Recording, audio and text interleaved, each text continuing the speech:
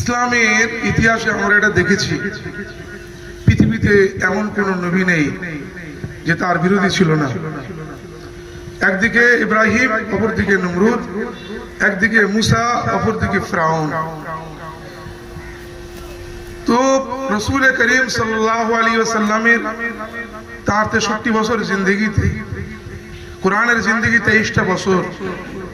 এই যে ইসলামে যুদ্ধ হয়েছিল, বদর, উহুদ, খন্দক, সিফিন, এই যুদ্ধগুলো কেন হয়েছিল? এই যুদ্ধ অ্যাকচুয়ালি অন্যায়ের প্রতিবাদ। তো আল্লাহ রসুল সরকারে দো আলম আমরা ইতিহাসে দেখেছি যে বদরের যুদ্ধ 313 জন ছিল মুসলমানরা সংখ্যায়, কাফেরদের ছিল কি 1000-এর অধিক তাদের সংখ্যা ছিল। কিন্তু মহান আল্লাহ সুবহানাহু ওয়া তাআলা বদরের যুদ্ধে তিনি মুসলমানদেরকে আসমান থেকে, আল্লাহ তাআলা কোরআনের ভাষায় বলা হয়েছে, 5000 ফেরেশতা দিয়ে কাফেরদেরকে ধরাশায়ী করে বদরের যুদ্ধে আল্লাহ রাব্বুল আলামিন মুসলমানদেরকে বিজয় দান করেছিলেন।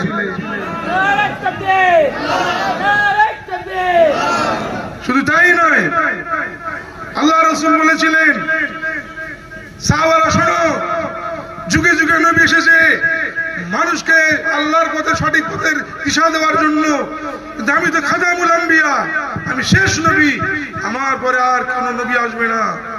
তবে আমি তোমাদের কাছে আরাফার ময়দানে রাসূলুল্লাহ তিনি ঐতিহাসিক ভাষণ দিয়েছিলেন, এটা ইসলামের ইতিহাসে হুজ্জাতুল বিদা, বিদায়ীর হজের ভাষণ বলে উল্লেখিত আছে।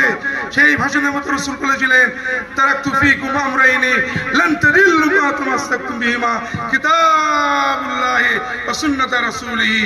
আমি তোমাদের রাসূল, আমি চলে যাব, তোমাদের পরে কোনো নবী আসবে না, তবে তোমাদের কাছে দুটো জিনিস রেখে যাচ্ছি, এই দুটো জিনিস যদি তোমরা বুকে আঁকড়ে ধরো তাহলে তোমরা কোনোদিন ঈমান হারা হবে না। বলুন সুবহানাল্লাহ। আল্লাহ রাসূল বললেন সেই দুটো জিনিস কি? একটা হচ্ছে কিতাবুল্লাহ, আল্লাহর কোরআন, আর দ্বিতীয় হচ্ছে সুন্নাত রাসূলিহি, একটা হচ্ছে কি হাদিস, আল্লাহ রাসূলের সুন্নাত তরিকা, তার জীবন বিধান, তার জীবন ব্যবস্থা। তো আজকের বড় দুঃখ লাগে, শামীম সাহেব বলছিলেন যে ইমাম কোরআন পাকে আছে, যে সময় আমরা সময় দিতে পারিনি, কোরআন পাকে একটা আছে সূরাতুল আসর বলে একটা সূরা আছে। আসর মানে হচ্ছে সময়, কাল, সময় যে কত দামি, আমরা আমাদের সময়গুলো কিভাবে অন্য খাতে ব্যয় করছি, কিয়ামতের দিন আল্লাহর কাছে আমাদের কৈফিয়ত দিতে হবে না? তা আল্লাহ রাব্বুল আলামিন সূরা আসর ওয়াল আসর, তিনি সময়, কালের শপথ করে বলেছেন যে ইন্নাল ইনসানা লাফী খুসর, নিশ্চয়ই মানুষেরা ক্ষতিগ্রস্ত হবে, পৃথিবীর সমস্ত মানুষ ক্ষতিগ্রস্ত হবে।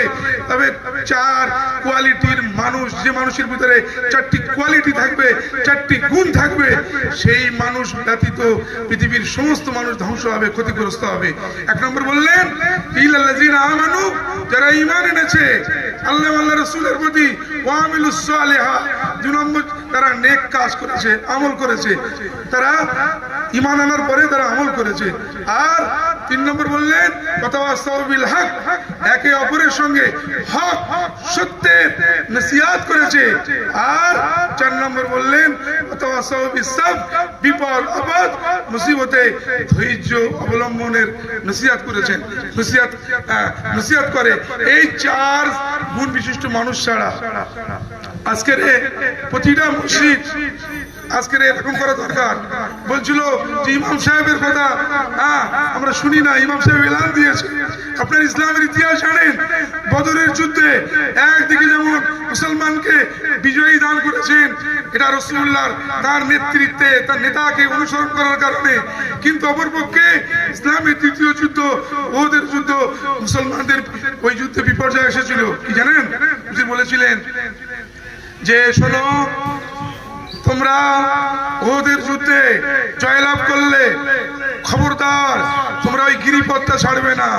ওখানে রাসূলুল্লাহ কয়েকজন সাহাবাকে দিয়ে বললেন যে যুদ্ধে লব্ধ গনিমতের মাল নেওয়ার জন্য তোমরা দৌড়াদৌড়ি করবে, খবরদার ওই মালের লোভে যাবে না।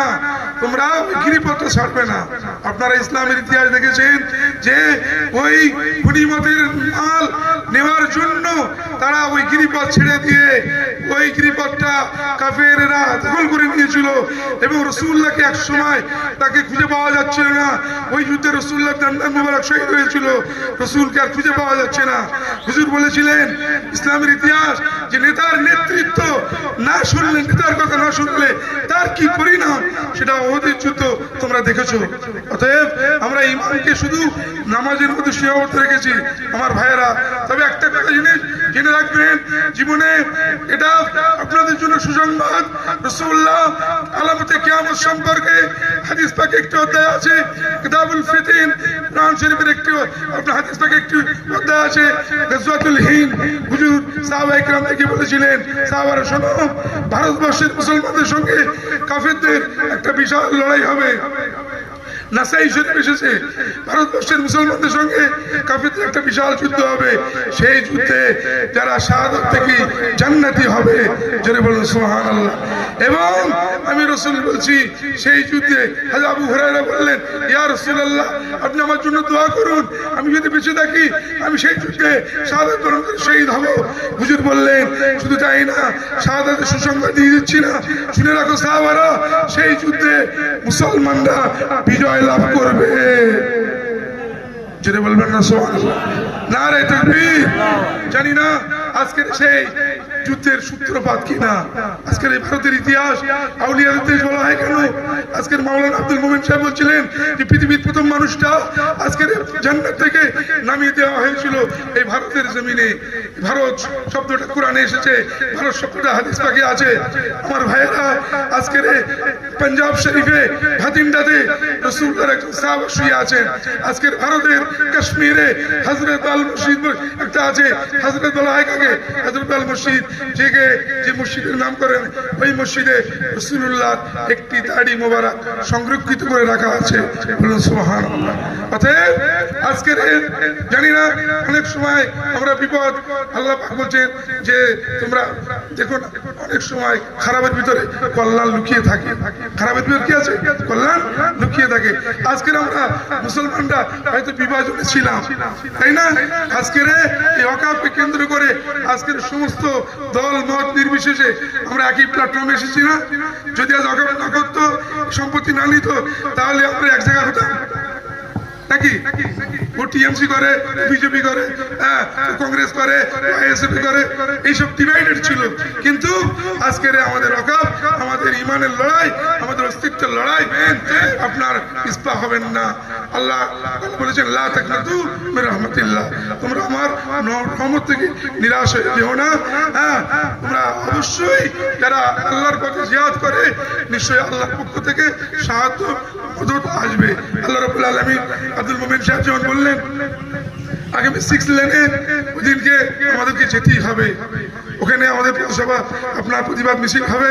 সেই সাথে সাথে আগামী 15 তারিখ গতকাল আমাদের জমিয়তের মিটিং হয়ে গেল, জেলা কমিটির জমিয়ত উলামায়ে বাংলার ভাঙ্গুর খানকা শরীফে আমাদের পোলেরহাট সবজি বাজারে আগামী 15 এপ্রিল বুধবার, সম্ভবত 15 এপ্রিল বুধবার পোলেরহাট জমিয়ত উলামায়ে ভাঙ্গুর ইমাম মুয়াজ্জিন কমিটির উদ্যোগে একটি বিশাল সমাবেশ হচ্ছে পোলেরহাট সবজি বাজারে। আপনারা যাবেন। সেই সাথে সাথে আপনার আগামী 26-এ আপনার যে এপ্রিল আমরা যাব, এরকম করে প্রতিটা গ্রামের মসজিদের ইমাম এবং সেই গ্রামের মানে আলেম ওলামা বা এলাকার আলেম ওলামা এইরকম করে যদি একটা করে প্রতিবাদ সভা প্রতিটা মসজিদ বা গ্রাম কেন্দ্রে যদি করা হয়, আমার মনে হয় মানুষ আরো সাড়া দেবে। অতএব আমার ভাইয়েরা, আপনারা ওই দিনকে 15 তারিখে আপনার পলিয়ারে যাবেন। আমরা পলিয়ারে ওদিনকে আমাদের সমাবেশ থেকে আমরা 6 লেনের অধীনে আমরা প্রচার দেবো, এই আশা, এই আকাঙ্ক্ষা রেখে এখানে শেষ করছি। দরুদ শরীফ। আল্লাহুম্মা সাল্লি আলা